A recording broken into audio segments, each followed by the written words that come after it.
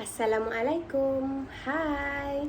Nama saya Wan Harunisa binti Wan Omar.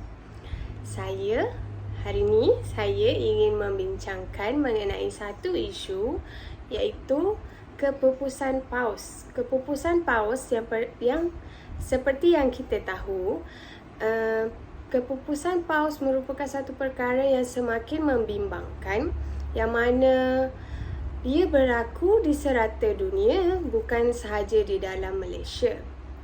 Saya akan membincangkan mengenai beberapa faktor yang mana menyebabkan berlakunya kepupusan atau yang menyumbang kepada kepupusan paus. Dan saya akan memberi beberapa cadangan yang boleh dilakukan untuk menangani atau mengurangkan masalah kepupusan paus ini. Okey, sebelum saya mulakan, mari kita kenali beberapa jenis paus yang terdapat di dunia. Yang pertama ialah paus orca. Paus orca atau nama saintifiknya ialah Orcinus orca atau dikenali sebagai paus pembunuh. Paus pembunuh ialah paus yang bergigi yang merupakan ikan terbesar dalam keluarga ikan lumba-lumba. Ia satu-satu spesies yang masih ada dalam genus Orcinus. Orca dikenali dengan badan bercorak hitam putih, yang mana kita biasa lihat di zoo yang mana membuat pertunjukan paus. Spesies cosmopolitan orca ditemui dalam pelbagai persekitaran marin, dari kawasan Arktik ke Antartik ke Laut Tropika. Perbandingan saiz dengan manusia, saya sertakan dengan gambarnya. Ini adalah gambar perbandingan saiz paus orca dan manusia. Saiz biasa bagi paus dewasa ialah 4.5 meter panjang dan boleh mencapai sehingga 8 meter dengan berat antara 3,000 kilogram hingga 6,000 kilogram. Menurut Ketua Cawangan Mamalia Marine Institut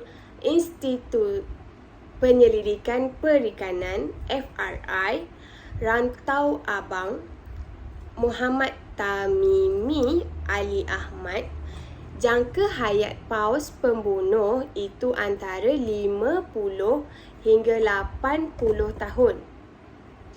Usia kematangan betina antara 10 hingga 20 tahun. Sementara paus jantan pula antara 15 hingga 21 tahun.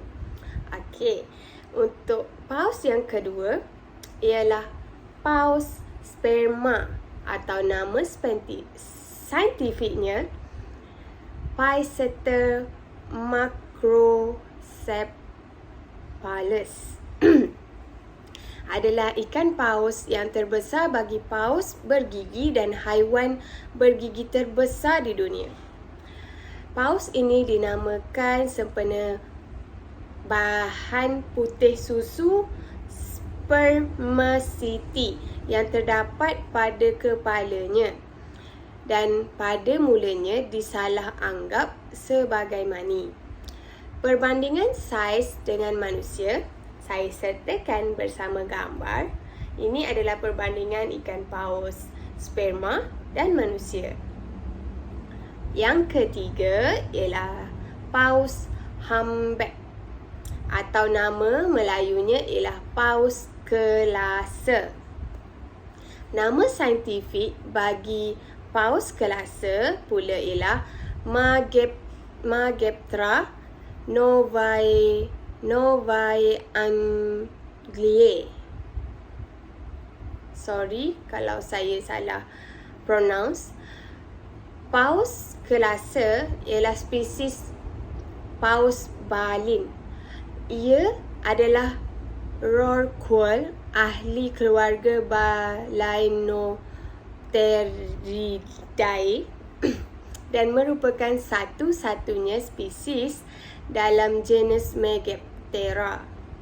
Panjang dewasa berkisar antara 14 hingga 17 meter, iaitu 46 hingga 56 kaki, dan berat sehingga 40 tan metrik. Paus kelasa mempunyai bentuk badan yang tersendiri dengan sirip dada yang panjang dan tubercle di kepalanya. Ia terkenal kerana melanggar dan tingkah laku permukaan tersendiri yang lain, menjadikannya popular dengan pemerhatian ikan paus.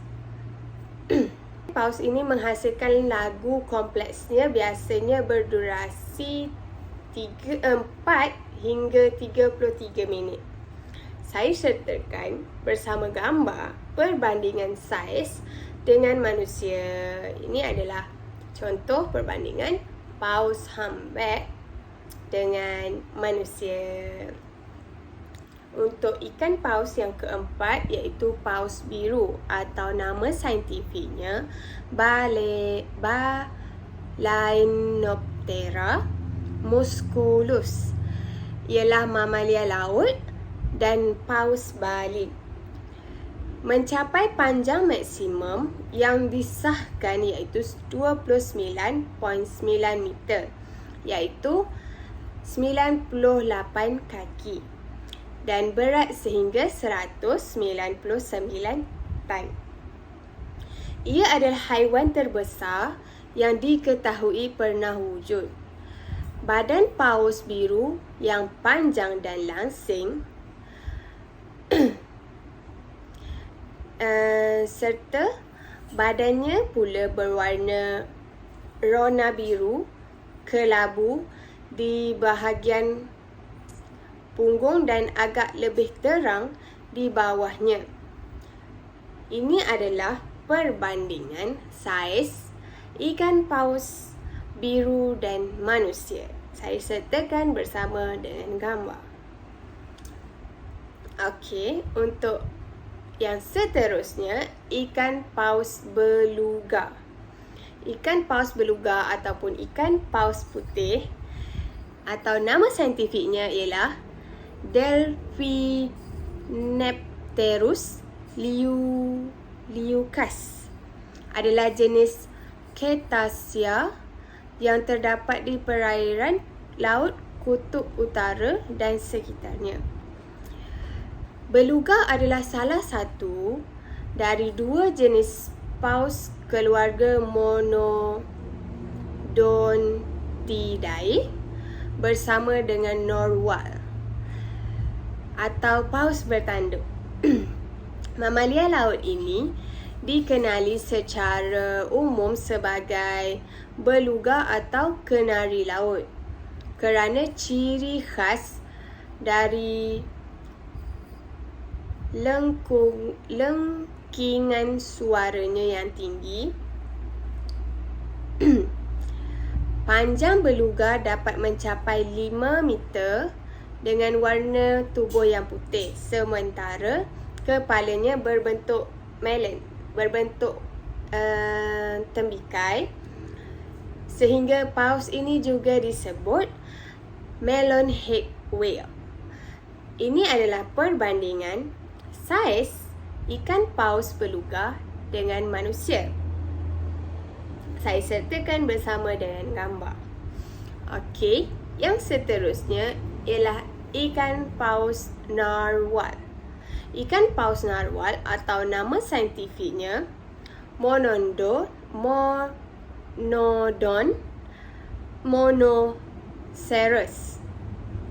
monoceros ialah spesies paus bergigi yang mempunyai gading yang besar. Spesies ini mendiami perairan Arktik sekitar utara Greenland Kanada dan Rusia. Ia satu daripada 2 spesies dalam keluarga Monodontidae selain beluga. Perbandingan saiz dengan manusia. Saya sertakan bersama gambar. Contoh gambar manusia dan ikan beluga. Ikan paus narwhal. Okey, yang terakhir ialah paus sirip atau fin whale. Nama saintifiknya pula ialah Balaenoptera physalus. Juga dikenali sebagai paus finback atau rorqual biasanya, dan dahulunya dikenali sebagai paus herring atau razorback. Ialah cetacea yang tergolong dalam parvorder paus balin.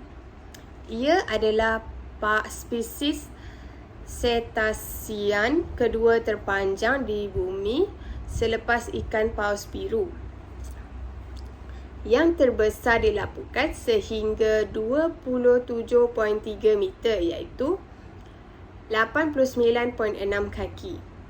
Panjang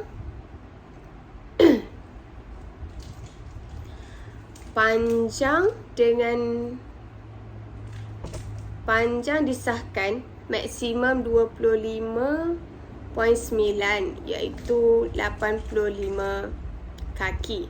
Berat maksimum yang direkodkan hampir 74 tan dan anggaran berat maksimum sekitar 114 tan. Naturalis Amerika Roy Chapman Andrew menggelar ikan paus sirip anjing greyhound laut kerana badannya yang cantik dan langsing, dibina seperti kapal layar lumba, dan haiwan itu boleh mengatasi kelajuan kapal wap laut terpantas perbandingan saiz dengan manusia. Ini saya sertakan bersama gambar contoh perbandingan ikan paus sirip dengan manusia. Okey, sampai di sini saja perkenalan kita mengenai ikan paus. Sebenarnya ikan paus ni ada banyak lagi jenis yang lain, tapi saya ambil 7 sahaja yang biasa kita dengar jenis-jenis ikan paus ni, iaitu seperti orca, paus putih, paus narwhal. Tak biasa, tapi saya rasa unik untuk saya ambil sebab dia ada gading. Okey, seterusnya saya akan bincangkan mengenai beberapa faktor yang mana telah menyumbang kepada berlakunya kepupusan paus di dunia. Antaranya ialah pemburuan paus untuk mendapatkan daging dan minyaknya untuk mendapatkan keuntungan yang menjadi semakin penting dalam revolusi perniagaan. Yang kedua, ikan paus mula terdampar di pesisiran pantai. Okey, antara sebab-sebab ikan paus terdampar di pesisiran pantai ialah kecederaan yang berlaku kepada paus akibat pelanggaran dengan pengangkutan laut. Yang kedua, pencemaran. Ikan paus juga boleh menjadi sakit dan keracunan akibat oleh pencemaran bahan kimia seperti gas dan asid daripada pengumpulan sampah yang tercemar ke laut. Okey, yang seterusnya adalah sonar buatan manusia. Sesetengah ahli biologi dan saintis membuat spekulasi bahawa ikan paus boleh menjadi tidak keruan atau tidak terurus, sakit dan keliru akibat penggunaan sonar buatan manusia. Sonar ini dipercayai boleh mengganggu gelombang otak ikan paus. Okey, yang seterusnya ialah penyakit semula jadi. Sama seperti manusia, mamalia laut ini juga menderita penyakit semula jadi yang berlaku di luar kawalan mereka. Masalah kesihatan ini mungkin boleh mengganggu fungsi dan deria ikan paus sehingga ikan paus terdampar ke pesisir pantai.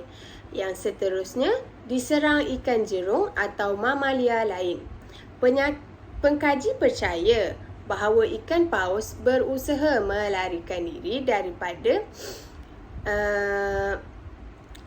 diserang oleh mamalia lain atau jerung, atau mereka lari untuk mendapatkan perlindungan sehingga membawa mereka ke pesisir pantai. Okey, seterusnya ialah perubahan medan magnetik bumi. Ahli biologi percaya bahawa perubahan atau kejadian tidak normal dalam medan magnetik bumi boleh mengganggu navigasi biologi pandu arah semula jadi ikan paus, menyebabkannya hilang arah. Okey, yang seterusnya ialah pneumonia atau radang paru-paru. Ikan paus juga mengalami masalah radang paru-paru yang mana menyebabkan kesukaran ikan paus untuk bernafas kerana sebahagian daripada paru-paru berisi dengan air. Terdapat beberapa kes yang direkodkan di mana ikan paus berenang ke pesisir pantai disebabkan penyakit ini, penyakit radang paru-paru. Seterusnya ialah cedera akibat elemen semula jadi. Meskipun ikan paus dikenali sebagai perenang hebat dan mempunyai diri yang cukup baik, namun ikan paus juga boleh bertembung dengan elemen semula jadi seperti batu besar, gua bawah laut dan sebagainya. Apabila cedera, ikan paus akan menjadi celaru dan gagal menentukan arah tujuan mereka dengan baik. Okey, yang seterusnya ialah perubahan cuaca. Perubahan cuaca dan laut disebabkan pemanasan global. Perubahan keadaan pasang surut air laut atau bongkah ais yang semakin mencair menyebabkan gangguan kepada sistem pemakanan akuatik. Ia juga memaksa ikan paus untuk mengembara demi mencari makanan dan menyebabkan mereka berenang ke perairan cetek sehingga meningkatkan risiko mamalia ini terdampar ke pesisir pantai. Okey, yang terakhir ialah mengikut kawanan. Ikan paus adalah spesies mamalia yang bersosial dan sering mengikut ikan paus lain. Mereka mengembara dalam kumpulan yang besar. Ada sesetengah kes mungkin ikan paus ini mengikut ikan paus yang sakit atau sesat dan mereka berenang bersama ke perairan cetek di mana akhirnya menyebabkan mereka terdampar di pantai secara tidak sengaja. Dan ada juga faktor lain yang mana menyebabkan ikan paus terdampar adalah ikan paus itu telah pun mati. Okey. Ada beberapa langkah yang mana boleh diambil untuk mengatasi masalah kepupusan ini adalah dengan menguatkuasakan undang-undang kepada pihak yang memburu ikan paus untuk mendapatkan dagingnya, serta larangan terhadap kawasan tertentu dan alat-alat tertentu seperti sonar buatan manusia yang mengganggu gelombang otak ikan paus. Yang kedua ialah mengadakan kempen kesedaran peringkat antarabangsa mengenai tanggungjawab memelihara keindahan dan kebersihan alam sekitar terutamanya khazanah laut. Kita perlu adakan kempen dan beri kesedaran supaya semua masyarakat tak kira umur untuk menjaga kebersihan dan tidak mencemarkan laut dengan membuang sampah ataupun untuk mengelakkan berlakunya tumpahan minyak dan sebagainya yang boleh untuk kita elak berlakunya pencemaran air ini. Yang ketiga ialah mempertingkatkan kerjasama antara negara dari segi kawalan keselamatan, perundangan, zon atau sempadan perairan dengan mengubah laluan kapal untuk mengelakkan pelanggaran dengan ikan paus. Ini adalah menurut utusan Malaysia. Dan yang terakhir ialah memajukan teknologi, kepakaran dan penyelidikan dalam negeri termasuk kerjasama dan usaha sama dengan negara-negara jiran. Itu saja daripada saya mengenai isu kepupusan ikan paus. Terima kasih kerana telah memberi perhatian dan telah memberi masa anda untuk mendengar kupasan daripada saya. Sekian, terima kasih. Assalamualaikum. Bye.